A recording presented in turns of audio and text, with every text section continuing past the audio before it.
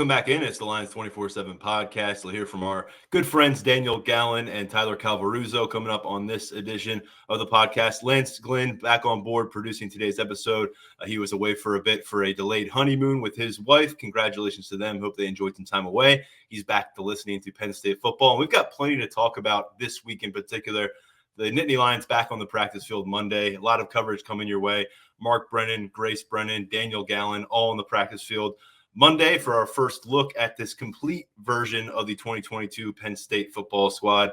Unfortunately, because I mentioned the end of last week, testing positive for COVID, dealing with some symptoms throughout the weekend, wasn't able to be out there for practice number one on Monday. I will be back in Beaver Stadium this Saturday for Media Day. Daniel will be there, Mark Brennan as well. Good chance to catch up with players, coaches. Again, James Franklin hits the podium. But before we get to Media Day, we still have plenty to discuss. He'll hear about Lash Bash in just a little while from Tyler Calvaruso, another event in the books for Penn State's summer recruiting calendar. The final weekend of that summer recruiting calendar now behind us. We'll pick up the pieces a little bit, see where things are as the dust settles and what may be next for Penn State's class expansion in the 2023 cycle. But let's begin with that return to the practice field and bring back on Daniel Gallen to the Lions247 Podcast. And Daniel, obviously it's a day that we always circle on the calendar, the day that Penn State gets to work for preseason training camp. And I know we've had the countdown going on the site from day 100, but this is when that countdown starts to get a lot more loud.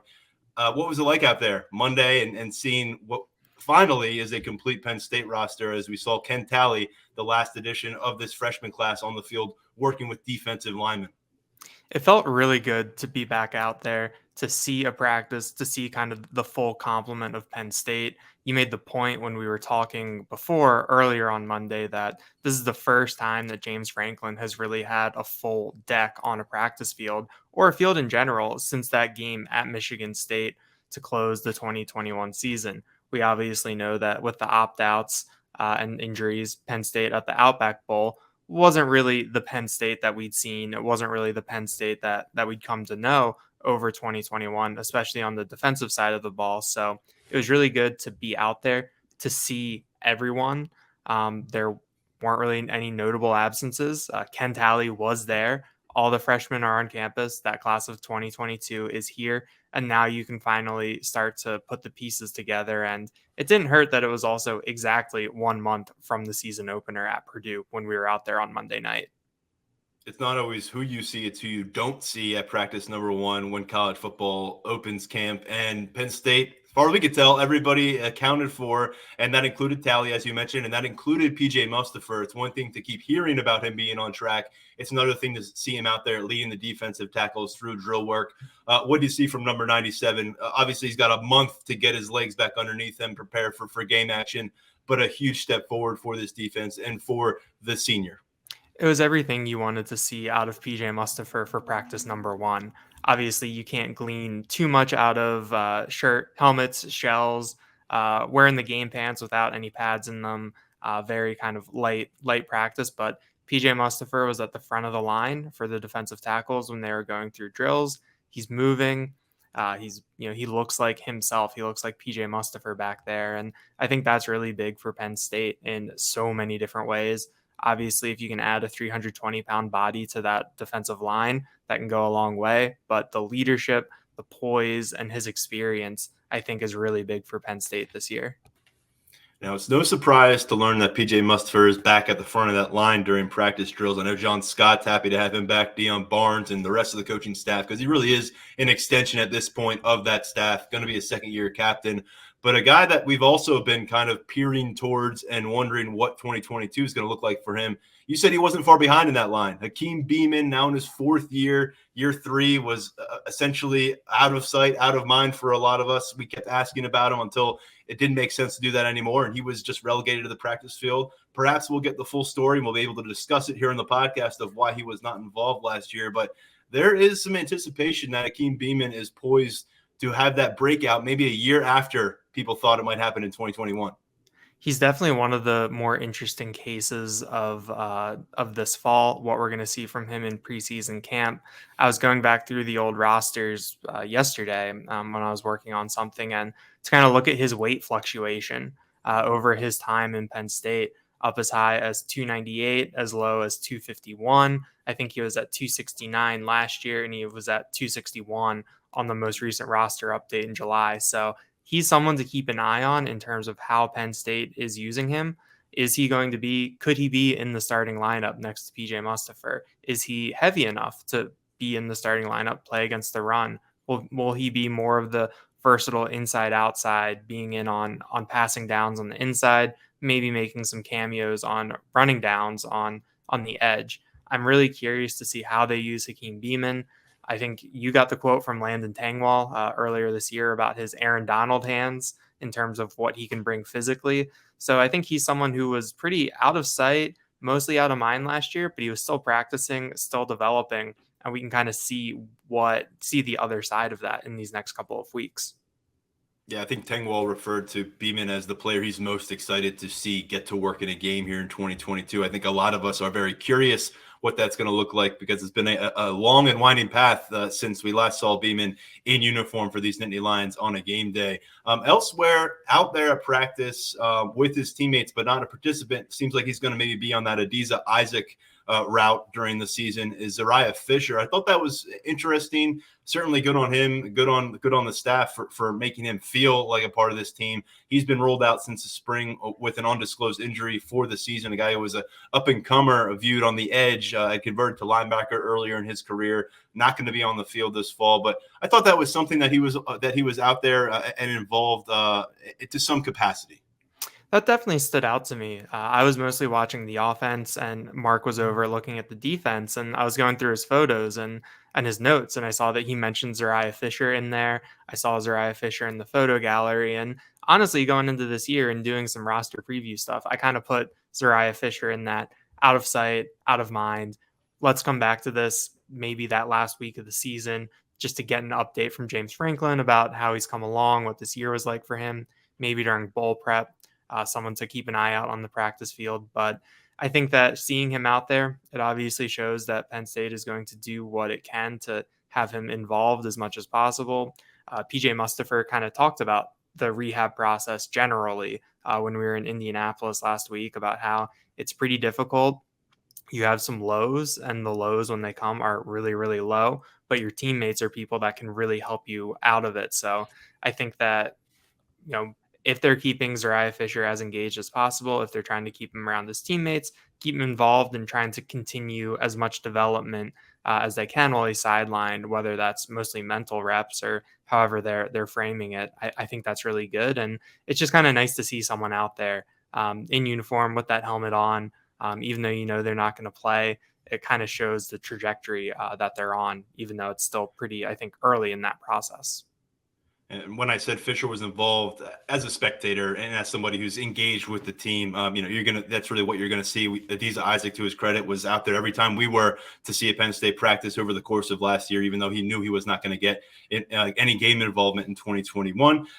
Those who we did see on the field that we were curious about going in, aside from PJ Mustipher, Charlie Catchier, fifth-year linebacker. He was in a sling when we saw this team in Beaver Stadium for the blue-white game. He was working with the linebackers this time around on the field. And additionally, Bryce Effner, not involved during spring practice, part of that equation that resulted in a change-up on the format for blue-white game with the lack of linemen. Effner now back on board. There's been some reinforcements that have come to campus since the spring, most notably Hunter Norzad making that transfer from Cornell, some freshmen coming on board. But Bryce Effner was a name that we've been saying, don't forget about him if he's involved, because dating back to his signing day and kind of proven over the course of his career, he has been a guy that the Penn State staff feels is a versatile cog. We've heard so much as him taking snaps at center at different points in practice, but it's really been about guard, about tackle. We saw him get involved again last year, and he may never emerge as that starter in his career, but he has been a valuable backup for the Nittany Lions, and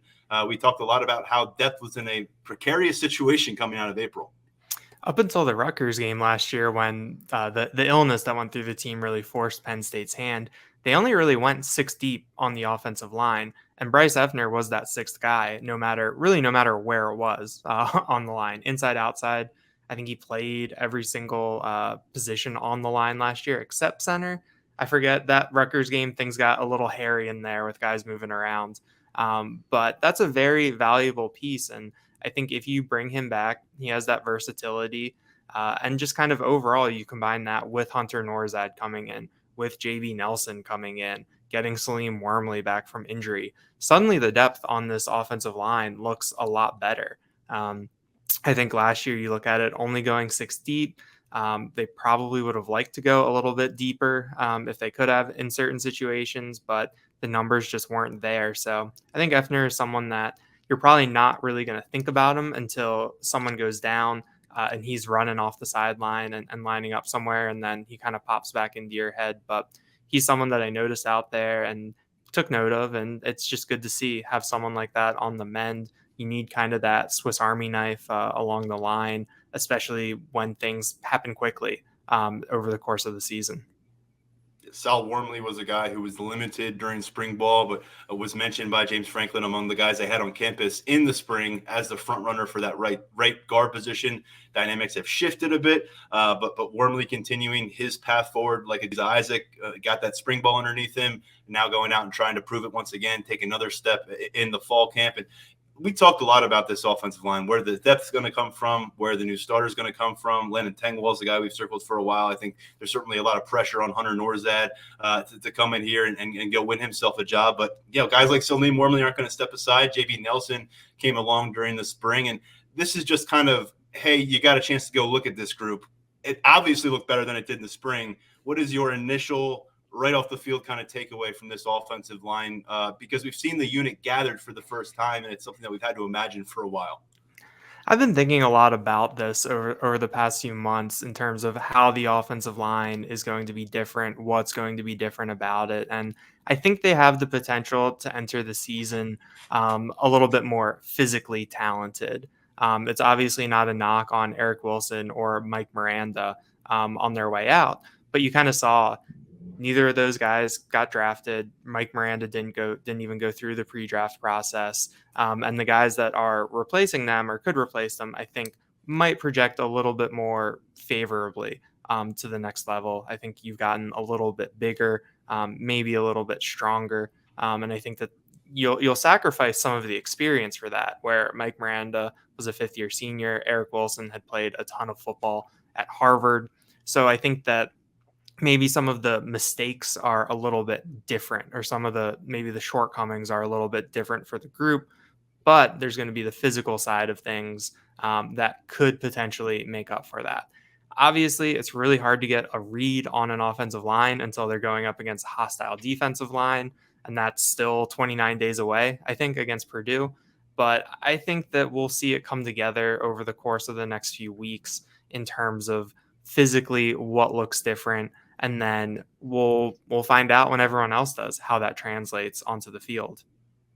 James Franklin said last week he wasn't going to project what this offensive line was going to look like. He'd let them prove it for themselves. They've got a few weeks to sort through it, but obviously a glaring spotlight on them. The backfield behind them. I don't know if your heart stopped for a second, but I know some colleagues walked on the field and noticed that a couple of the running backs were missing from practice number one, and it turned out to be a class conflict with Katron Allen, the freshman, and then Kevon Lee, the junior. So you didn't get to see the whole backfield, but you saw all the quarterbacks in play, a couple freshmen in there, Christian Veilleux, all working behind Sean Clifford. What were your early takeaways from that group? And I want to make sure our listeners know this was not 20 minutes of 11 on 11. You're kind of following scattered position drills. And remember, this is practice number one. They got a ways to go before they're in full pads and actually hitting each other a little bit. Yeah, we had 15 minutes in there, and I tried to see as much as I could, and it ended up being mostly the offense. But took a look at the quarterbacks, took a look at the running backs, and I think that it's pretty much as expected.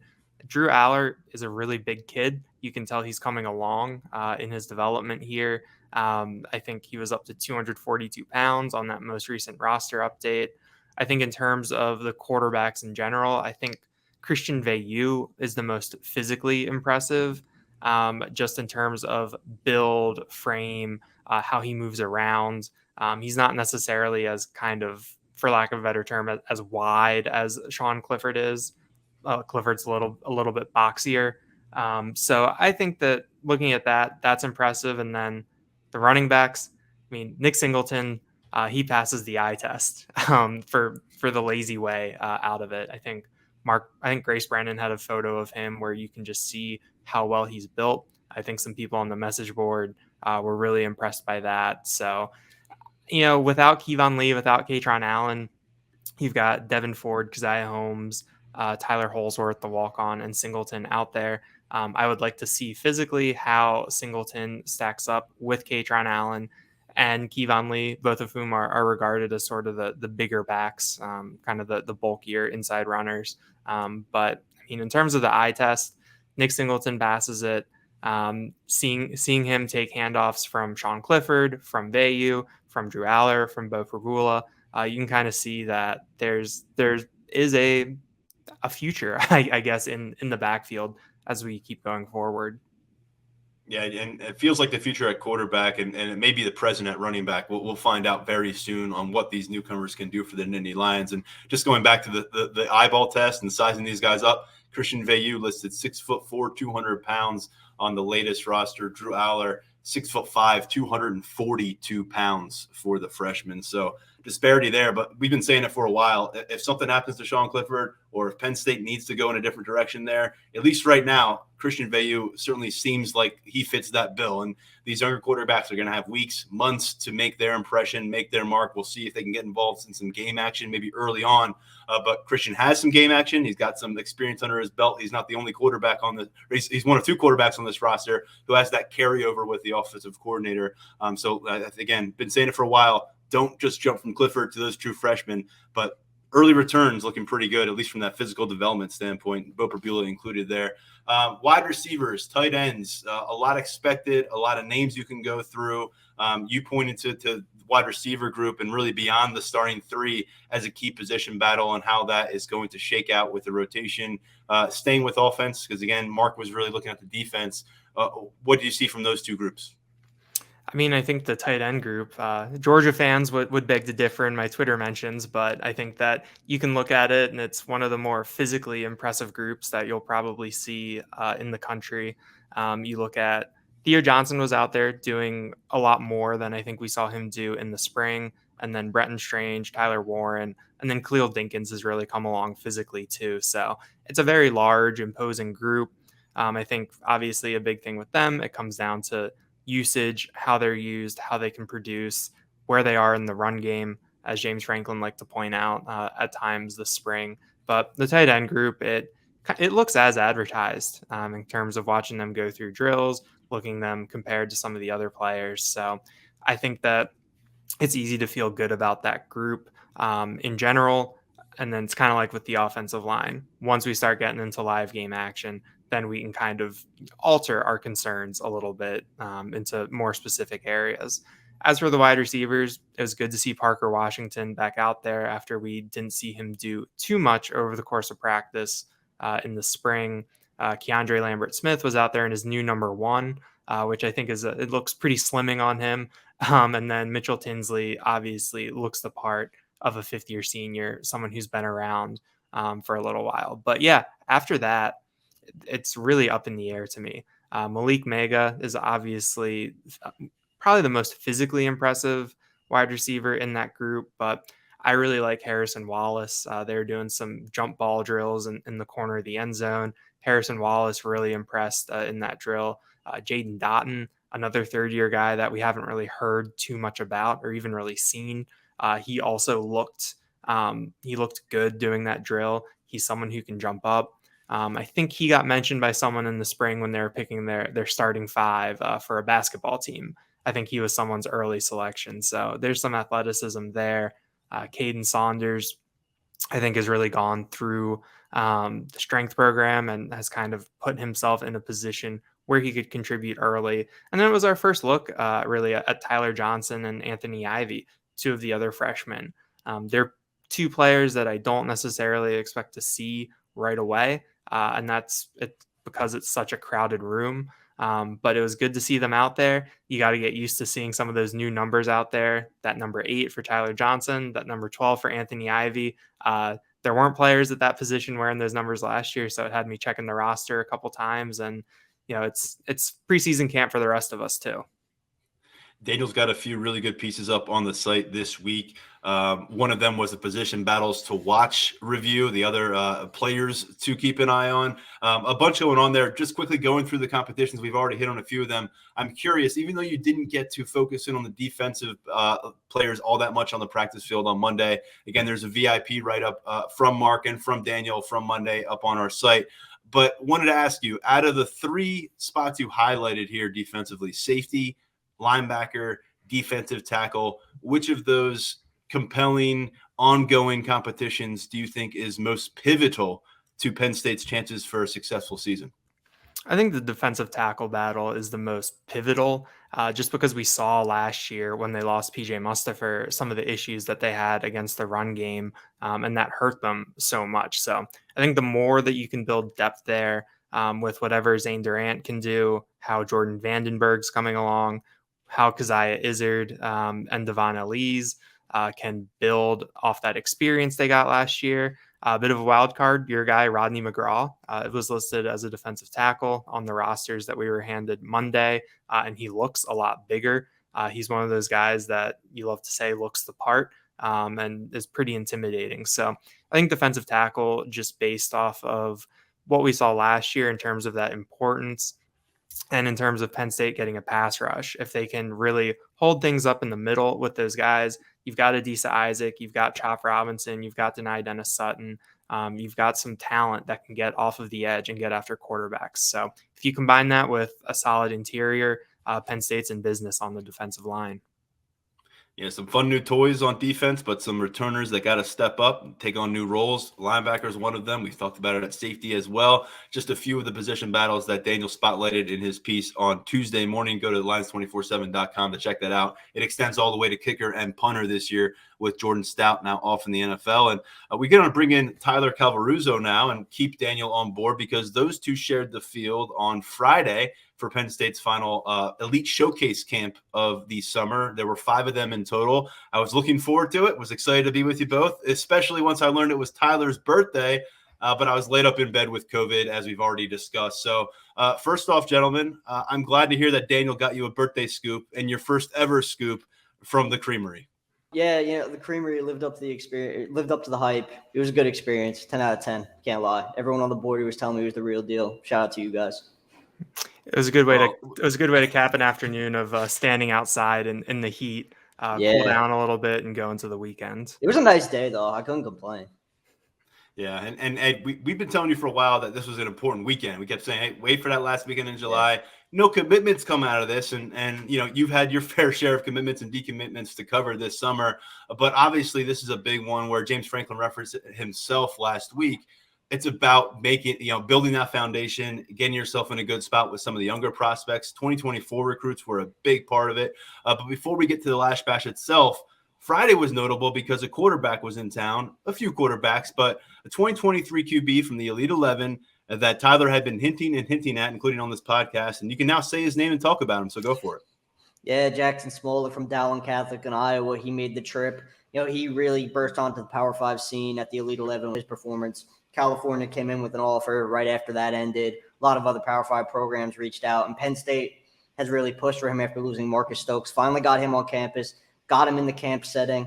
And Smollett told Greg Biggins that, it wasn't really his best performance, but it was good enough. He got the offer, and Penn State's definitely trending right now with Smollett looking to make a decision sometime before the beginning of his senior season. He wants to wrap things up before his first game of his senior year. And he says Penn State's in a pretty good spot. He watched film with the staff. He got the whole full experience. He wasn't able to stay for Lash Bash. He had his sister's birthday party back home, so he had to hop on a plane back home. But he loved the weekend, and Penn State was pretty pleased with his performance. Even if Smollett himself wasn't, he felt that he didn't perform up to his own high standard that he has for himself. You've got a quarterback here who put himself, on a national radar out in California. He's committed to a school down in Louisiana. He's going back to play high school ball in Iowa, but here in Central PA, he's become the hot name. Is it really that simple that now Penn State waits to see what Jackson thinks? And if Smollett believes this is the right fit, this is something that happens quicker rather than waiting? Or do you feel like Smollett's going to see, wow, things are starting to get hot. Who else wants to get a piece of me? And maybe we see other offers follow this, because I think there's 2 ways you could really navigate this course. Yeah, I don't want to say it's simple just because, it's recruiting. It's always tough to predict what exactly a kid is going to do. And there have been some noise that, with all the other Power 5 programs getting in touch, the Michigans and the Notre Dames of the world, they've been sniffing around. There's been some talk that, maybe some close to Smolik are kind of saying, hey, you might want to let this play out a little bit, make some visits in the fall, see what happens. But right now it seems like he's leaning more towards wrapping things up sooner rather than later, which leaves Penn State in the best position. And look, even if this were to draw out, I think Penn State would be in a pretty good spot just because that relationship has been established. Smolik was actually at the Penn State-Iowa game last year at Iowa and was rooting for Penn State, coincidentally. So this is something that he's very interested in, and it's an opportunity that he values a lot, given how hard Penn State has pushed for him right after that Elite 11 performance. So, like I said, it's not really a simplistic situation, but Penn State is in about as good of a spot as it could be in right now, I'd say. I can't trust my own eyes here, guys, because I was not at the camp on Friday, but you were both watching Penn State's former commit, Marcus Stokes, throw the ball back in early June in Beaver Stadium, and you were both watching their newest offer at the position throw the ball around with Mike Yurcich intently looking upon him. What did you kind of, glean from those two experiences? How are these quarterbacks similar, different? I'm certainly not asking you to blow sunshine up everybody and say, wow, this is going to be a major upgrade if it happens for Penn State. Honest assessment here, early review of Smolik and versus Stokes. It's a question that I've fielded on the board, pretty often ever since that camp ended. And the one thing I would say is Smolik does things well that Stokes maybe doesn't or maybe needs to develop at, and Stokes does things well that Smolik needs to develop at. The thing with Smolik is he's very mechanically put together. He has a good frame. The arm strength is not necessarily a question, but Stokes hasn't beaten that regard. Smolik, you also have to keep in mind, he's coming back from a collarbone injury suffered in his junior year, which has kind of sapped him a little bit of his arm strength on tape. But, the main thing I would say is there's been a lot of Stokes versus Smolik debate. And the staff's obviously not looking at it that way. Comparing the two is kind of pointless because it's not like Mike Yurcich and James Franklin. They're not watching Jackson throughout camp, and they're not saying, oh, well, Marcus did that and Jackson did that. That's a pointless exercise for them. They're trying to find the best fit for their offense at this point in time. Stokes is gone. It is what it is. He's not coming back. So they have to move on. And Smolik did a lot of good things that showed that he could be a fit in Mike Yurcich's offense. And I think that's the biggest thing at the end of the day. He made some good throws. He moved well, which was big. Mechanically, I think he's there. I think he's more advanced than Stokes in that regard. So, yeah, it's a debate that's going to rage on. It's probably not going to end. But at the end of the day, they're two quality passers. And I've said it. If Smolik is the guy, you could do a lot worse replacing a guy like Stokes than a kid who went to the Elite 11 and balled out. Stokes and Smolik are very different prospects. And yeah. I think kind of like Tyler said, it's Penn State isn't comparing them. Obviously, we can do that, and we're in position to do that. But I think that watching them was just kind of different experiences. I think that Stokes was someone, when you looked out on the field, just because of the way that he's built, he's tall, lanky, the way that he kind of whips the ball around, you really notice him. He's very eye-catching in that regard. Whereas with Smolik, I think he's a little bit more unassuming just with his build.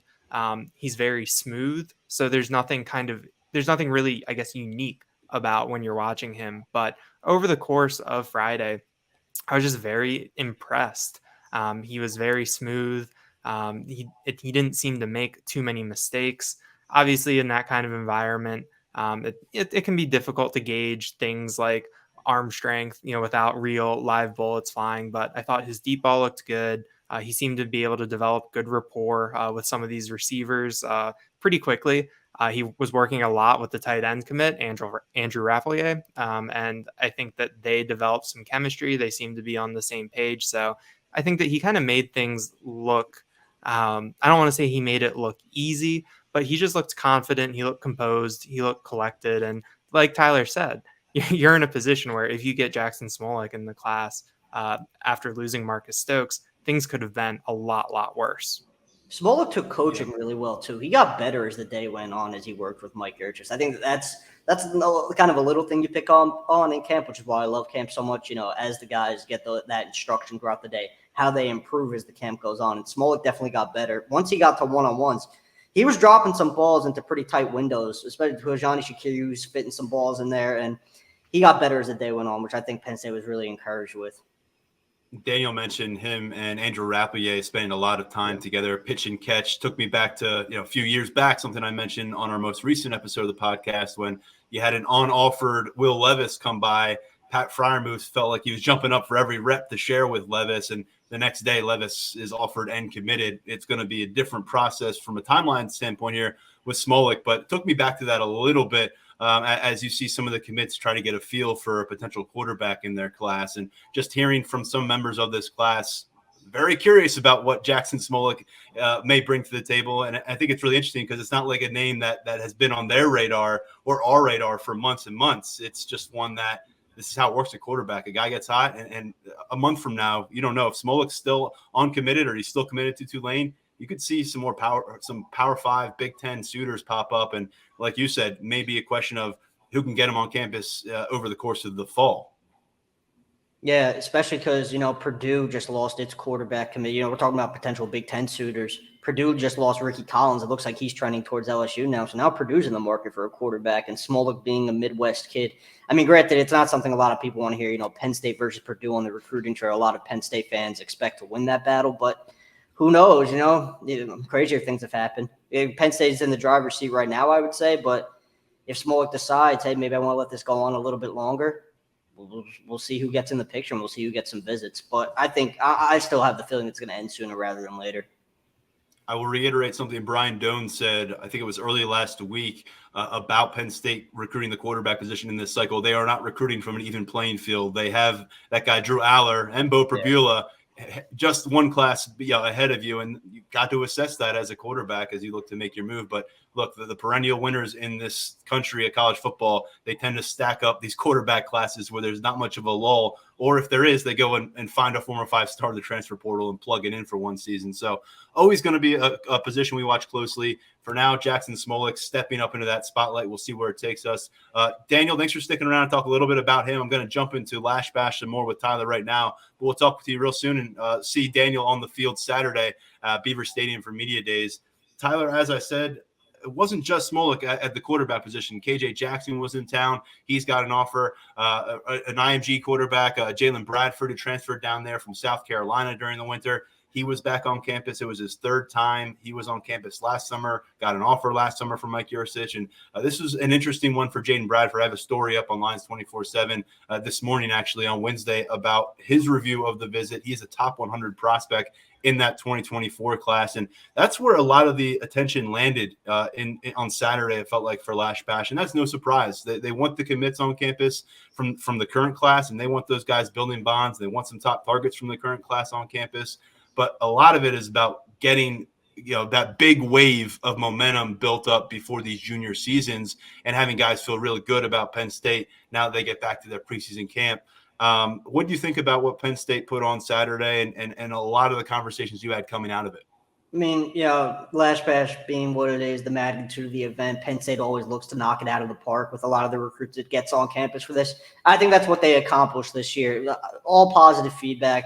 Guys really enjoyed themselves throughout the afternoon. They all love the scavenger hunt. Every single recruit that I talked to mentioned the scavenger every year. Yeah. Every year, man. Yeah. Yeah. It's such a wide variety of reasons as to why it was their favorite thing, too. That helped them get used to the campus. They love the competition. It helped them bond with the coaches. So, yeah, just little things like that make such an impact on some of these kids. And it was a big weekend. Guys like Kevin Haywood, Jaden Spearman, Emmanuel Ross, all raving about the experience, all raving about the coaching staff and getting closer with them. So I think Penn State accomplished what it wanted to accomplish with building those relationships and positioning itself pretty well with some of its top 2024 targets and some 2023s too. Samuel Singleton from the 4-star running back from Florida. He was on campus. That trip went well. So, yeah, this was a good weekend all in all. And Samuel Singleton is one we've talked about for a while now, with London Montgomery on board, with Trayon Webb committing to Florida, and that all being done in July. This was a visit that we were looking for. Penn State wanted to make its case, get to know Singleton a little bit more. And now that he's back home, I think they'll have a better feel. This is still a spot where you could see new running back names, new running back offers emerge over the course of the fall. Still lean toward this being a multiplayer class at that position, although numbers are going to be tight in the class when you get down to it. It might have to be, I've said it before, it's not going to be a throwaway offer at running back. It's going to be a special talent, a guy they see that can come in here and compete, but also provide that depth. Now, when we look at the offensive line, Cooper Cousins, headliner, 2024 class, Javen Williams up for the 2023 class. But I know Cousins was like very motivated to get on campus and really start things going for the 2024 class. He's a little lonely there, and he's got a couple new offers to work on now. Deontay and Devontae Armstrong, twins out of Lakewood, St. Edward in Ohio. And I know Cousins really enjoyed going shoulder to shoulder with those guys. They were each on campus for the spring game in April as well. Yeah, Cousins was all over those guys on Friday. I mean, It was pretty impressive the way that he was working them, and they're very interested coming out of the weekend. They were only there for Friday. They didn't get to stay for Lash Bash. They headed closer back to home. They took an unofficial visit to Michigan State to wrap things up before the dead period.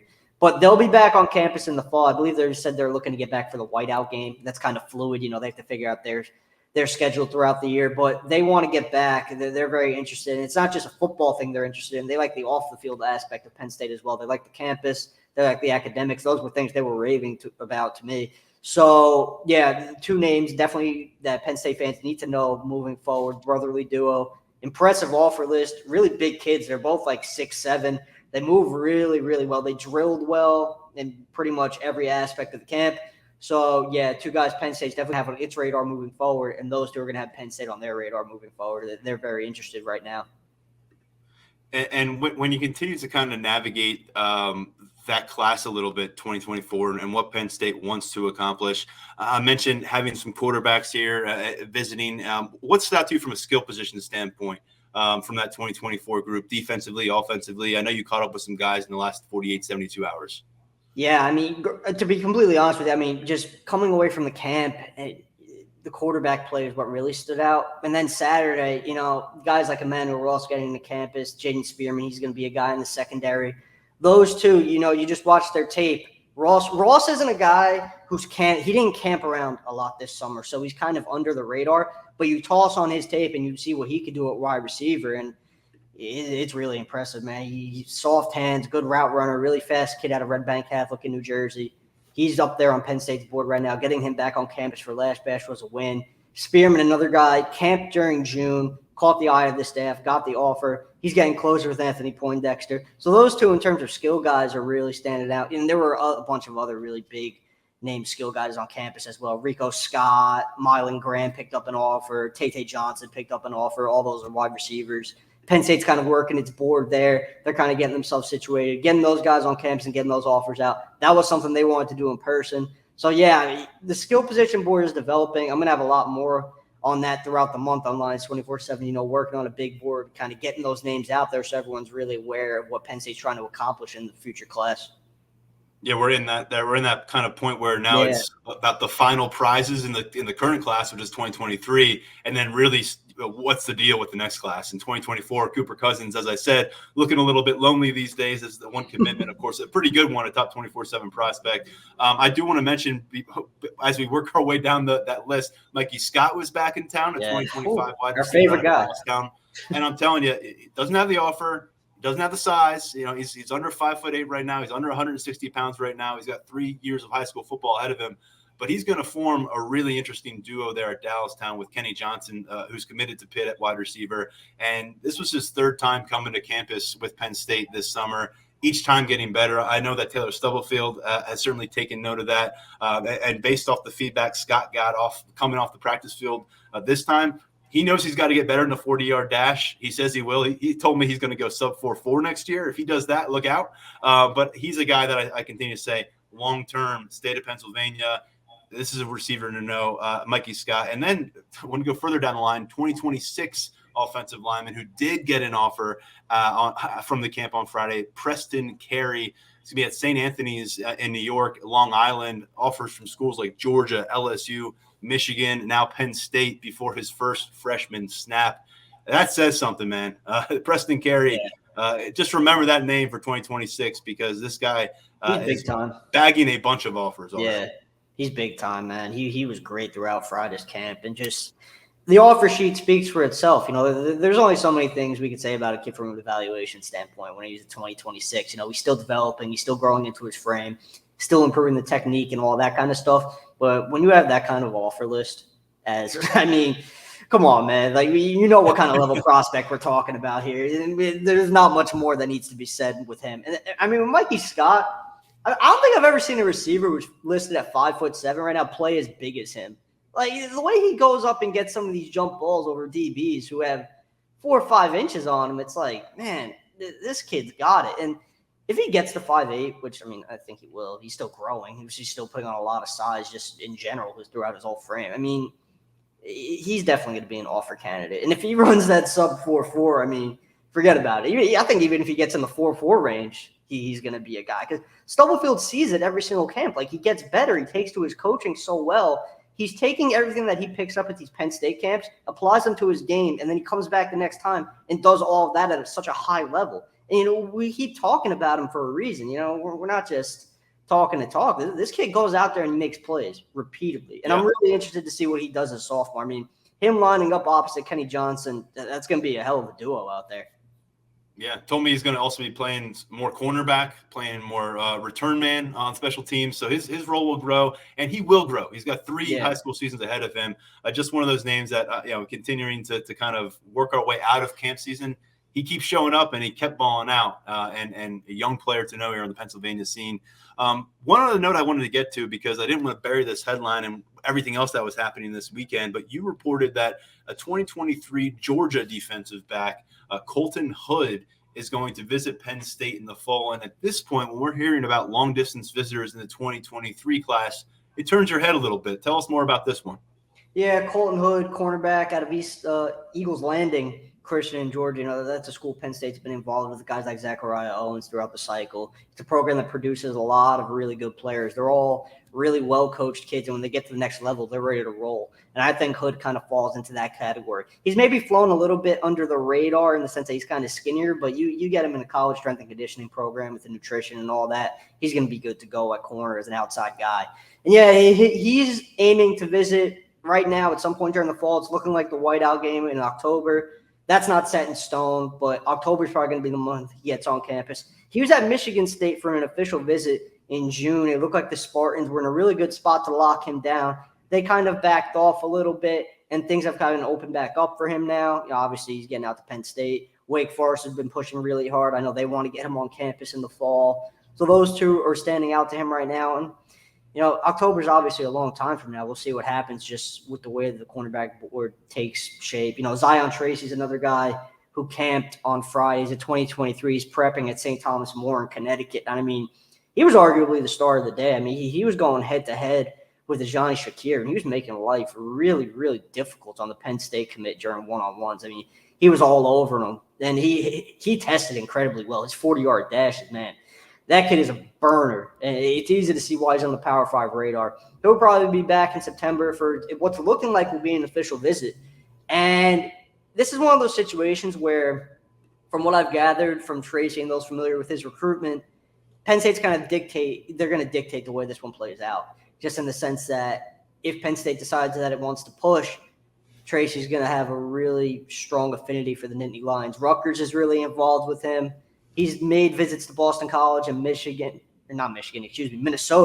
He's made visits there. We'll see if offers come. But if Penn State wants to push for Zion Tracy, they're going to be in the best spot to land him at the end of the day. That's the way that recruitment's trending.